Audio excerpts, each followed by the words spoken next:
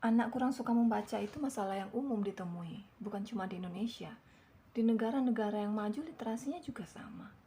Membuat anak suka membaca itu adalah tantangan, bukan cuma bagi orang tua, tapi juga bagi guru-guru di sekolah. Ada beberapa sebab umum kenapa anak itu kurang suka membaca. Kita akan mencoba mengupas ya beberapa di antaranya dalam Maya Talk kali ini.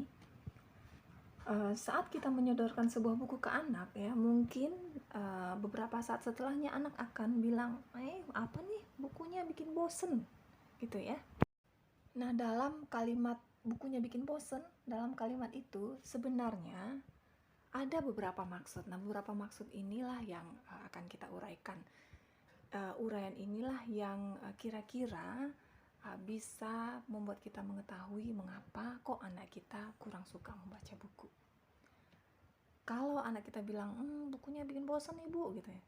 Nah, maksudnya bisa jadi begini, bukunya nggak ada gambar. Nah, bisa jadi maksudnya begitu ya. Cuman kan anak-anak membahasakannya dengan kalimat yang sederhana seperti itu, bikin bosan gitu.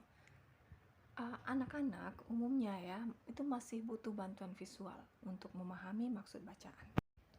Anak-anak usia sekolah dasar 12 tahun ke bawah umumnya ya, masih suka mencerna bacaan yang ada visualisasinya. Jadi ada gambarnya gitu. Semakin kecil usia anak, semakin besar kebutuhannya untuk melihat gambar yang merepresentasikan narasi. Karena bagi anak-anak tulisan itu kan abstrak. Apalagi bagi anak-anak yang baru aja pandai membaca ya, itu kan sebenarnya tulisan itu hanya terdiri atas sekumpulan simbol ya kan, simbol huruf yang membentuk kata, simbol kata yang membentuk kalimat, simbol kalimat yang kemudian membentuk cerita secara keseluruhan.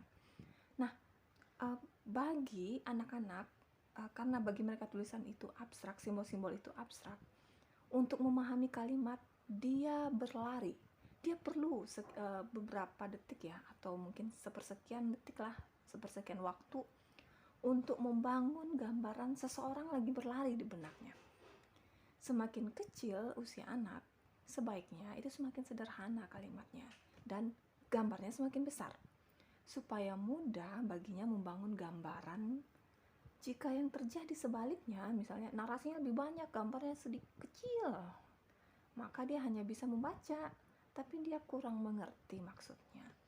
Sebab dia tidak terlatih membangun gambaran itu dari hal yang sederhana. Dalam proses belajar itu ada yang namanya scaffolding. Jadi pengetahuan anak saat ini bersandar pada pengetahuan sebelumnya. Jadi kayak tangga. Sebelum dia berada di tangga nomor 5 gitu ya, tentu dia harus naik dulu tangga nomor 1, kemudian tangga nomor 2, tangga nomor 3. Artinya pengetahuan dia saat ini itu bersandar pada pengetahuan sebelumnya. Jadi diawali dengan pengetahuan-pengetahuan kecil, lalu pengetahuan baru berpijak pada pengetahuan kecil dan sederhana ini, masuk pengetahuan berikutnya berpijak lagi pada pengetahuan yang kedua, masuk pengetahuan berikutnya berpijak lagi. Nah, begitu seterusnya sampai dia memiliki pengetahuan yang banyak, yang luas, yang mendalam. Dan itu dimulai dari pengetahuan yang paling sederhana. Jadi karena pengetahuan itu bersandar pada pengetahuan sebelumnya, jadi nggak ujuk-ujuk anak itu punya pengetahuan Z gitu, dia harus dimulai dari A. Jadi kita berikan tangga pengetahuan dari yang paling sederhana dan mudah dia pahami, agar nanti ketika datang pengetahuan berikutnya dia tidak kesulitan untuk memahami. Begitu. Salah satu tantangan dalam membuat anak suka membaca itu menemukan buku yang cocok. Menemukan buku yang cocok itu dimulai dari mengetahui level baca anak. Di negara kayak Amerika misalnya ya, itu sudah ada metode untuk mengetahui level baca seorang anak. Jadi anak masuk sekolah, lalu dia diukur dulu ke level bacanya. Jadi guru berbekal pengetahuan berbekal data ini bisa memberikan buku-buku yang tepat untuk anak. Kalau anak mendapatkan buku yang tepat, maka akan besar peluang dia untuk menjadi seorang pembaca aktif ke depannya. karena membaca itu menyenangkan bagi dia, tidak menjadi beban. Buku-buku yang dia dapat adalah buku-buku yang memang dia mampu pahami, begitu ya. Nah, di Indonesia sepertinya belum ada ya cara ini, tapi kita setidaknya sebagai orang tua bisa mengukur dengan metode yang sederhana. Misalnya metode sederhananya begini, suruh anak membaca buku, lalu ukur durasi baca dengan stopwatch. Jika dalam 1 menit dia membaca 100 kata gitu ya, berarti kemampuan bacanya sekitar level 3 lah gitu, atau 4. Jika 150-an berarti dia di level atasnya 4 atau 5 gitu, dan seterusnya. Kalau dia sudah bisa membaca 250 kata per menit, berarti dia kan sudah pembaca aktif. Dia sudah bisa mendapatkan buku-buku yang sesuai gitu, misalnya novel-novel bergambar. Bila dia masih di bawah, misalnya dalam 1 menit itu dia tidak berhasil membaca 100 kata, artinya berikanlah dia buku bacaan yang sesuai dengan level bacanya. Nah, tapi saat mengukur ini ya, bahasakan dengan baik ya, jangan sampai anak itu merasa dites itu. Ayo ibu nih mau ngetes kamu nih level bacanya berapa, ayo baca buku, terus hidupin stopwatch. Kalau gitu kan anak merasa tertekan ya, kok aku dites-tes nih sama ibuku gitu ya. Nah, coba buat jadi permainan itu. Misalnya yuk kita main games yuk, ya kita bermain dengan stopwatch. Ibu mau tes dulu, ibu mau ukur dulu nih, ibu dalam 1 menit baca berapa kata, terus kita mulai. Nah, karena anak melihat ibunya juga ikut bermain gitu, dia tertarik. Jadi itu kesempatan kita untuk mengetahui level bacanya. Anak tidak merasa dites, tidak merasa terbebani. Jadi bagaimana, itu sebenarnya soal bagaimana membahasakan ke anak saja ya. Nah, metode sederhana ini bisa digunakan, tentu dengan catatan hasilnya tidak seakurat ya metode ukur yang diterapkan di negara maju yang metodenya itu memang sudah terukur. Tapi setidaknya metode ini mendekati dan bisa kita pakai. Yang perlu kita ketahui bersama, level baca itu bukanlah level kecerdasan. Jadi jangan disalahpahami. Ini hanyalah ukuran yang kita gunakan untuk mengetahui bacaan yang tepat untuk anak kita. Sebagai orang dewasa, kita bijaksana melihat bahwa anak itu bukan orang dewasa bertubuh mungil yang bisa mencerna sesuatu sebagaimana orang dewasa. Kita tahu anak-anak ini cerdas, mereka mampu memahami banyak hal, tapi bukan berarti kita lantas memberikan buku-buku berat untuk mereka. Hanya karena dari kecil mereka biasa dibacakan buku, bukan berarti saat usia 7 atau 8 ya, mereka bisa mencerna buku tebal sendiri. Memahami tulisan yang dibacakan, read aloud ya, itu berbeda dengan memahami tulisan secara mandiri.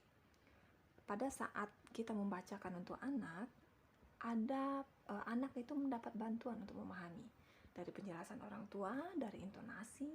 Sementara saat anak membaca sendiri, dia harus membaca simbol, memahami secara mandiri. Semua alat bantu yang dia dapat pada saat read aloud itu tidak ada. Nah, disinilah pentingnya melihat dengan bijaksana. Kemudian, bagaimana kalau anak sendiri yang secara sadar memilih buku-buku yang kita anggap berat gitu? Ya, itu kan lain soal ya. Itu anak berarti yang menginginkan, berarti kemampuan dia memahami itu sudah sampai di situ. Nah, baru perlu jadi perhatian kita kalau kitalah yang memilihkan buku dan memaksa mereka membaca buku tersebut. Dengan alasan tuh suatu saat mereka bakal mengerti juga. Suatu saat itu kapan? Kenapa bukan pada saat suatu saat itu dia diberikan? Nah, begitu maksudnya. Pada saat dia sudah siap. Pada saat pengetahuan dia untuk memahami itu sudah berdiri di atas pengetahuan sebelumnya. Seperti yang kita bicarakan tadi. Jadi, sebagai orang tua bersabar itu penting. Kan ada juga orang tua yang bilang kanannya, ngapain kamu udah gede baca buku cerita bergambar, bacalah cerita yang banyak tulisannya, jangan yang gambar-gambar melulu ya. Terus masalahnya apa gitu ya? Kalau anak baru sukanya itu tidak ada masalahnya. Yang penting itu tidak ada loh yang memburu-buru, jadi nggak ada yang ngejar. Progresnya nggak apa-apa, perlahan tapi pasti pasti anak kelihatan menyukai bacaan, pasti kelihatan anak bertambah kemampuannya memahami narasi yang lebih kompleks. Perlahan saja. Nanti kan pada umur 17-18 nanti kita bisa melihat hasilnya, gitu ya. Bukan pada saat dia umur 9 atau 10 tahun. Itu adalah masa dia belajar. Kemudian apa lagi yang membuat anak kurang suka baca? Tadi udah ya, pertama bukunya dianggap membosankan, tidak sesuai levelnya, terlalu berat, terlalu kompleks, sehingga bagi dia membaca itu sebagai beban, yang akhirnya membuat dia kurang suka dengan bacaan. Selanjutnya, sebabnya bisa jadi terlalu banyak screen time. Nah, ini yang perlu kita waspadai ya. Jangan sampai anak kita lebih banyak menghabiskan waktu atau bahkan diasuh oleh televisi dan gadget. Karena untuk bisa memahami bacaan itu kan perlu kemampuan berpikir mendalam. Sementara terlalu banyak screen time, terlalu banyak menghabiskan waktu dengan gadget itu akan membuat kemampuan berpikir mendalam itu terkikis. Nah, ini yang perlu kita waspadai.